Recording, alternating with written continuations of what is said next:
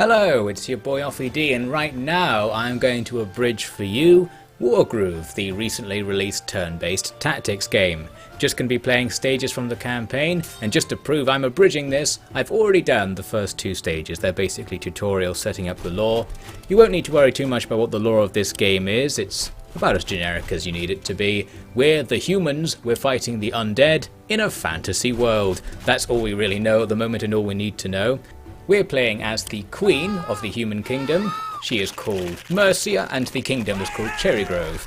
As you can see, we're currently under attack by skeletons, so it's time to turn-based combat them to death. We're still in something of a tutorial here in the third mission of the game, so I'll use this as an opportunity to explain the rules of this advanced wars style game so that people know what's happening as we go along. It's quite simple, so it's relatively easy.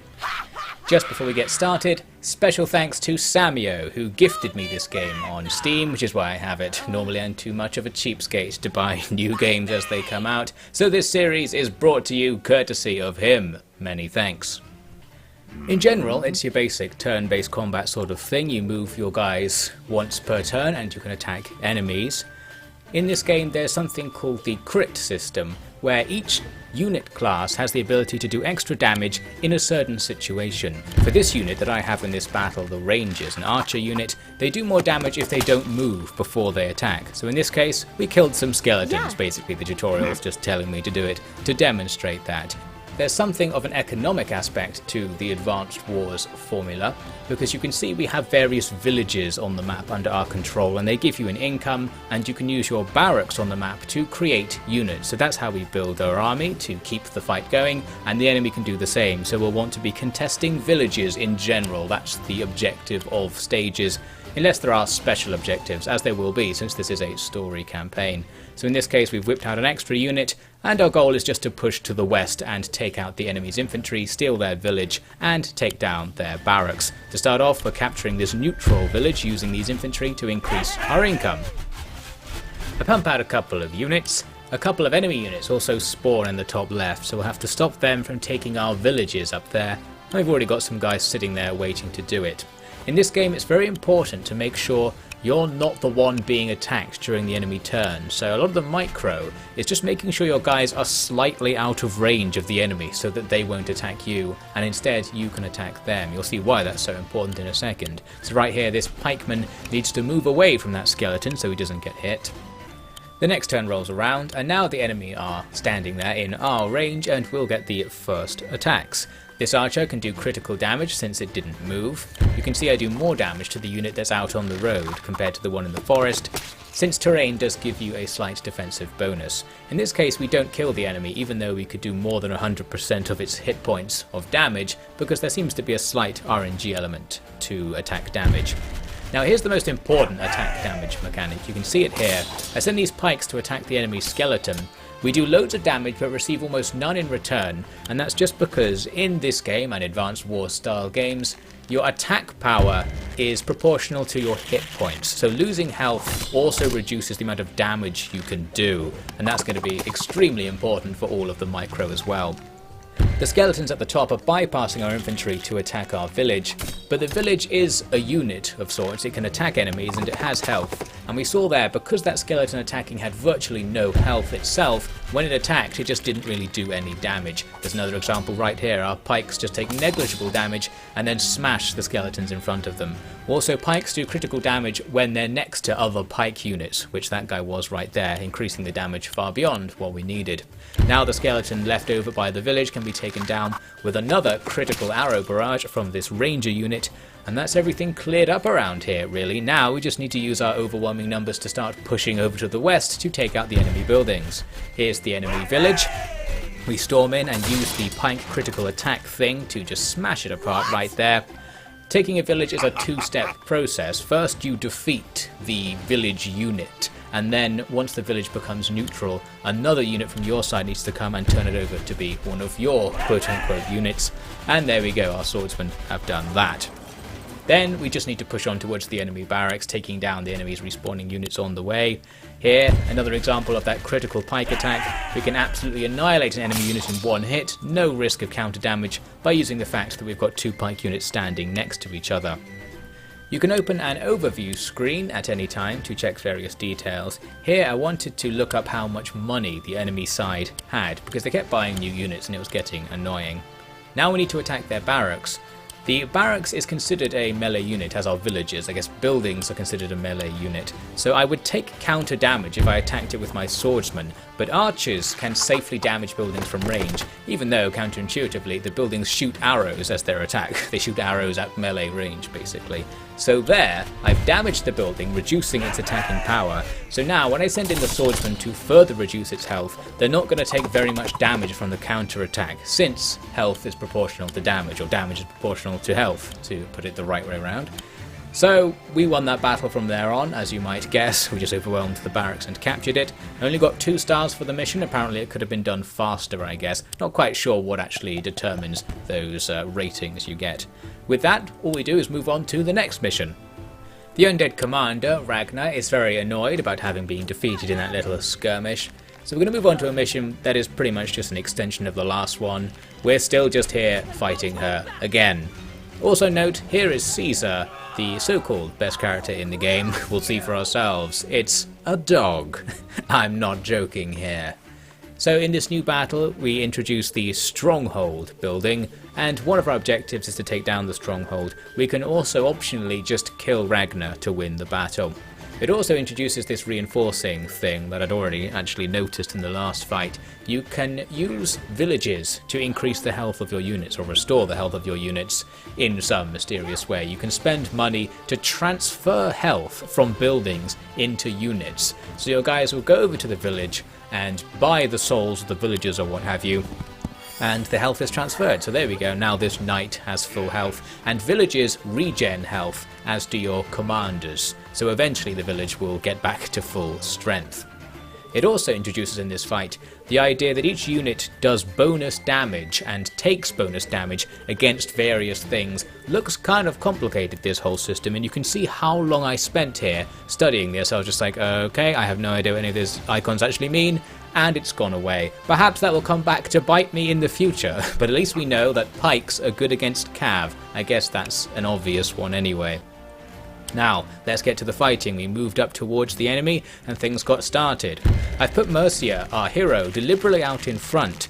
This means we're going to get attacked by the enemy. I'm not getting myself the first strike, but because she's just really good and has really high stats, if there are stats in the game, it doesn't matter. The enemy don't do much damage and we do a lot of damage right back, so she can hold our frontline position.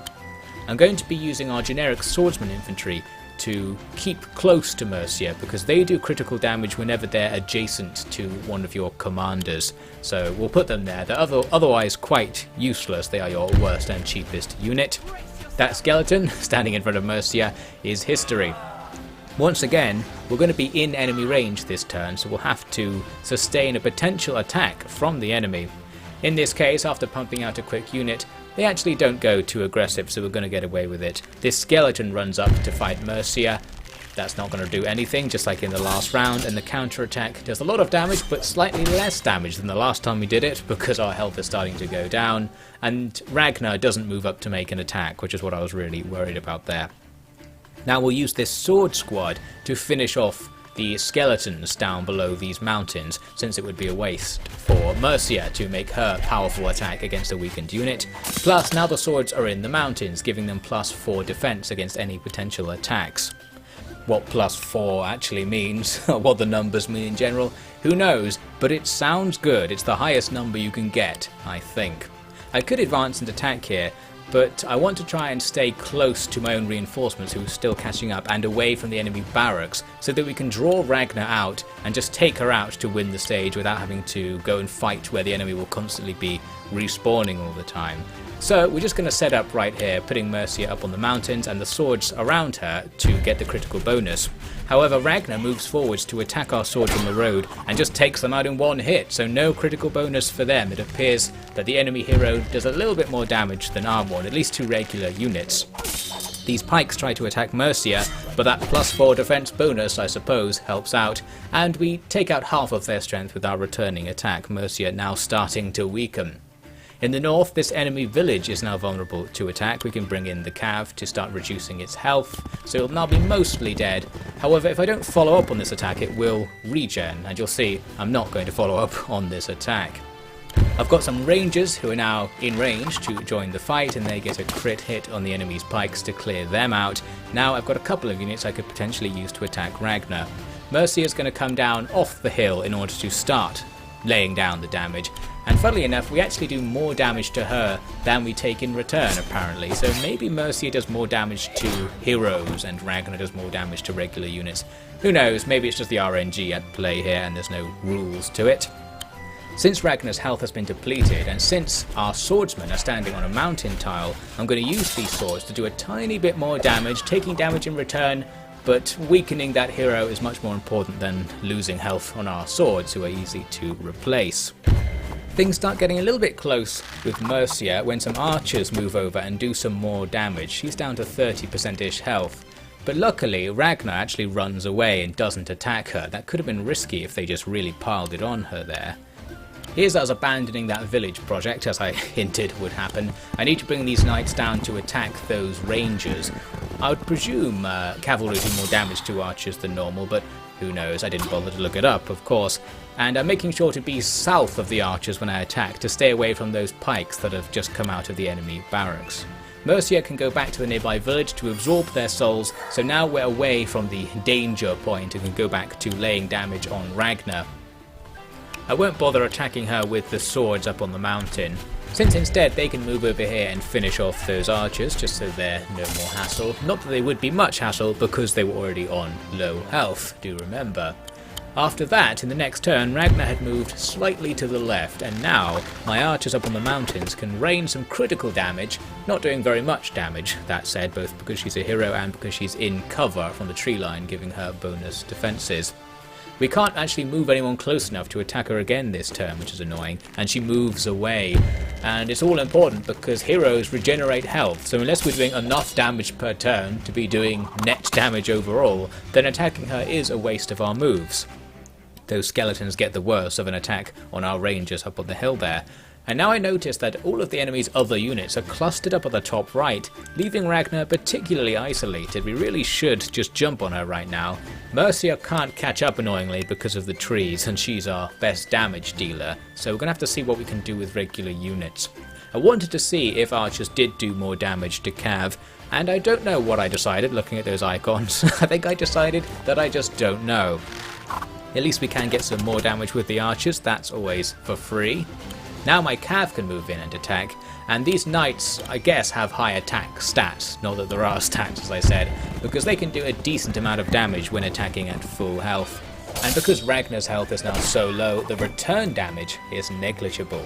She's almost dead now. If anyone else could attack right now, the battle would be over, but no one's in range. We can't quite do it. We're going to have to take another round of enemy attacks.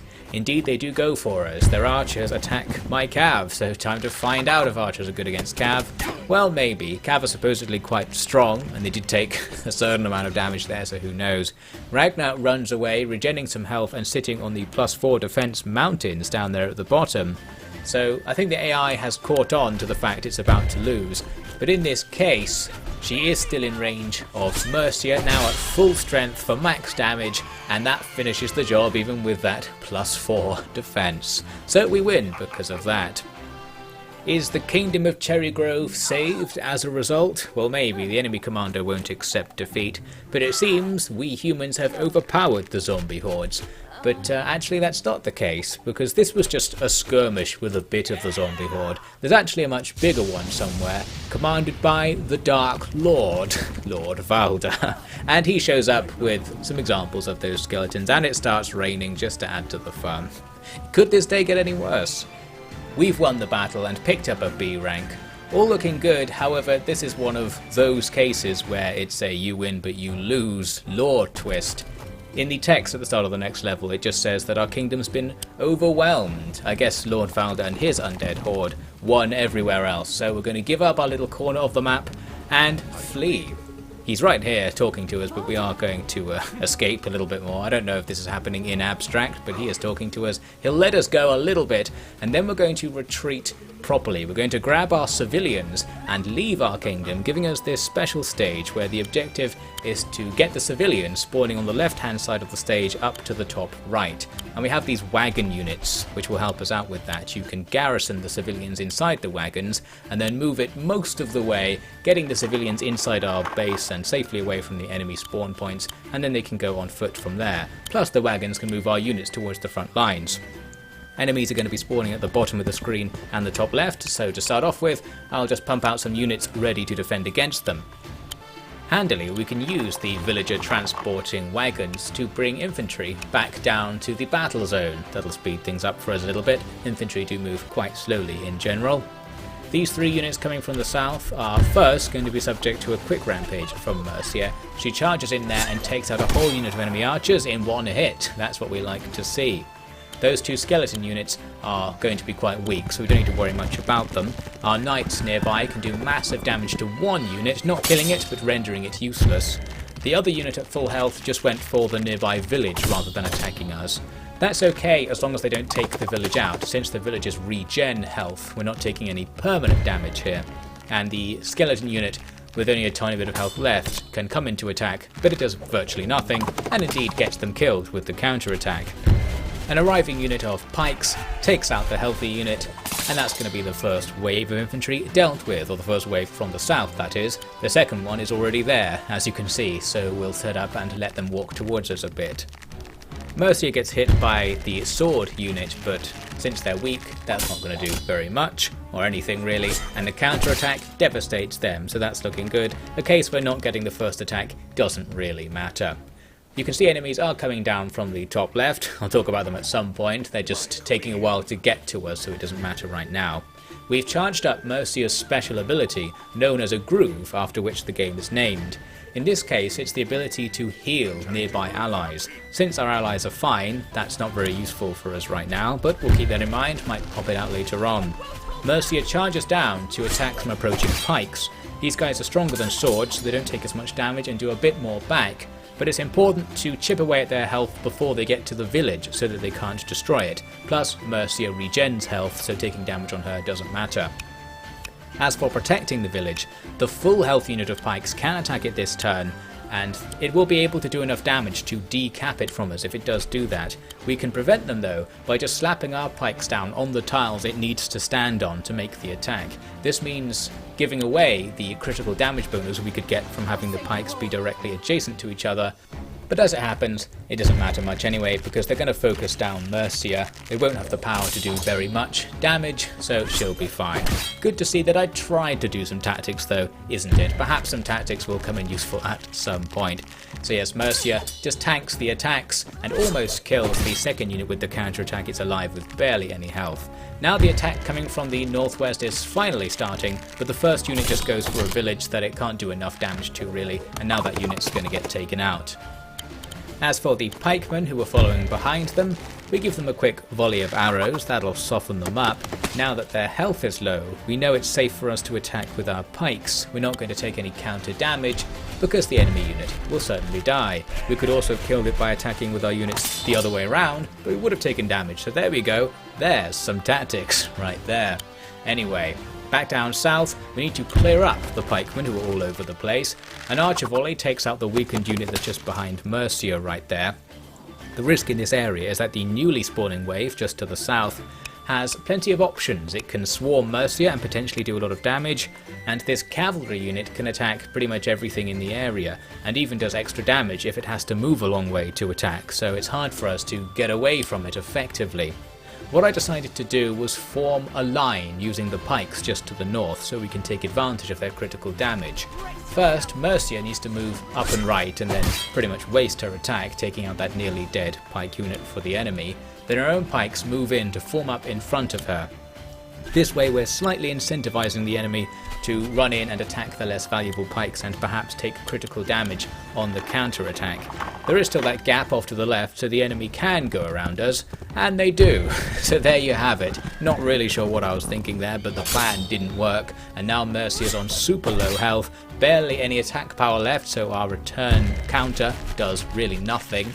Then those swords do run up to attack the pikes since they don't have the movement to go around, and now things work a bit better. While we take that first attack and lose some 40% of our health on both units, the counter damage with critical does way more damage to the enemy, so perhaps we're coming out on top there.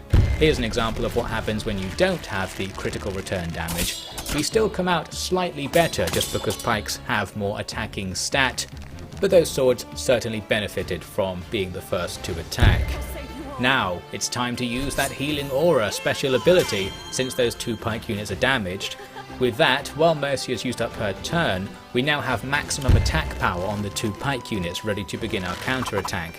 The archers off to the left quickly deal with one of the sword units, and then we'll use some pikes to attack the cav unit. They're going to do critical damage, plus they have bonus damage against cavalry, so that just annihilates that nice powerful unit in a single hit. That's what we like to see. The nearby swords are too weak to do anything against our attack, and with that, the south is cleared up. In the northeast, there's 1 unit of swords trying to get into battle. They're taken down quite easily by our archers, who are just standing dangerously out in the open but aren't really under threat. The pikes getting near them are too slow to attack them at this point. A while later, some of those pikes run into my own pikes. This is a case where letting the enemy have the first hit really doesn't pay off. Even though we did get the critical counter, the enemy's first hit advantage meant that they did do more damage overall. With the importance of getting that first hit in mind, in the south I'm going to charge right into the enemy's spawn point to try and get some attacks against this next wave. In particular, we want to at least damage these archers, since I believe archers have an advantage against pikes, can't quite remember. So yes, we almost kill them, then charge in with the second unit, who is now able to stand next to the allied pike unit and get a critical attack against the enemy pikes, and that's a pretty good matchup. We take basically no damage and almost kill them. In the northwest, again, when I'm looking to get these first strikes, and that means we're being super aggressive here. My cavalry charge right to the back of the enemy's little formation and immediately wipe out a whole unit of archers. That's going to help us out, but that unit is now vulnerable unless we can significantly damage the enemy this turn, which handily enough we can. My cav get a crit because they charge their full movement distance, that's their condition, and so in a one-on-one against the enemy cav we come out on top and they're basically incapacitated. The healthy swordsmen nearby are going to get hit by a critical archer attack, not quite killing them because of the RNG I suppose, but again we can just ignore them from now on. In the south, to finish things up, my archers attached the 1 remaining healthy pike unit, so now everything there is damaged. All of them have had their attack stats reduced and we don't have to worry so much about what the enemy do in their turn. Our archers get charged by the pikes, normally a bad setup, but with the enemy already damaged, the fight seems to go in our favour. Similar deal here, where these cav try to attack my open archers, but it does virtually nothing, and the counterattack wipes them out. That's what we like to see. We've almost got all the civilians to safety by this point. It has started raining, which is always annoying. I think this reduces your archer's range by 1 in terms of in-game effects. Plus, the Dark Lord finally shows up with a load more spawning enemies. So all we need to do is actually get the civilians away. We don't have to fight all that stuff down there. And as it happens, we can get the civilians out right now. One guy standing by the exit point. This other guy can get into this wagon and right there, right now. With that, the civilians are away, but we still also have to evacuate Mercia. Then again, she's also standing next to a wagon because I just wagoned her up here. I could drop her on the exit point, but I don't because I'm rubbish, really. I actually didn't even notice that I could move past that first wagon. It's because sometimes the tiles showing you where you can move are different colours. So it's a slightly different shade of brown, and I'm not quite sure what that means, but in this case I interpret it as meaning I can't go there and didn't even think to click on the correct tile. That means we now have to take an enemy turn. The enemy commander, Valda, summons a skeleton unit. That doesn't really matter. Another unit runs up to attack our village, and finally it is going to be decapped by this. Not that it actually matters at this late stage in the stage. These archers come up to severely damage these pikes, with them almost dead. When an enemy pike unit attacks them as well, they're down. So that sucks. My lack of ability to realise we could have won the stage that turn has caused me to actually lose a unit. Plus it took one extra turn, which reduces your score, I presume. So finally we get away, but the Dark Lord is just going to send his forces to pursue. So Ragnar, who we fought before, is going to lead them, and going with her is this cat girl vampire who was in the tutorial basically. She's the one who killed Mercia's father, making her the queen of our nation of Cherrystone. Here's the score at the end of the stage. We got 3 stars and an A, but I suspect I would have got that S if I hadn't lost that unit and had completed things a turn earlier, which certainly would have been possible, so that's a shame. Not that those scores actually do anything at all, so it doesn't matter. As for our guys, we're going to escape from our kingdom. We can't go after the Dark Lord because, as our advisor here explains, he's got an infinity gauntlet or some such thing. But we can go and try to get help from some other kingdom which is name dropped here. So that's where we're going to go in terms of lore. However, after we leave to go there, looks like those blasted mantis men are at it again. Someone's pursuing us, and that's the setup for what the next part of the game is going to be. We're going to be fighting the forest people, which will of course be appearing in the next part of this Abridged series. So thank you very much for watching the first part. If you want to see me commentate on my trials and tribulations in the remainder of the game, do follow along as the episodes come out. Not sure how long the game actually is. I suppose we'll find out as we go along, and if it's too long, well, it's going to get abridged. That's the glory of an abridged campaign. So thanks for watching, thanks again to Samio for giving me the game, and hopefully I'll see you next time.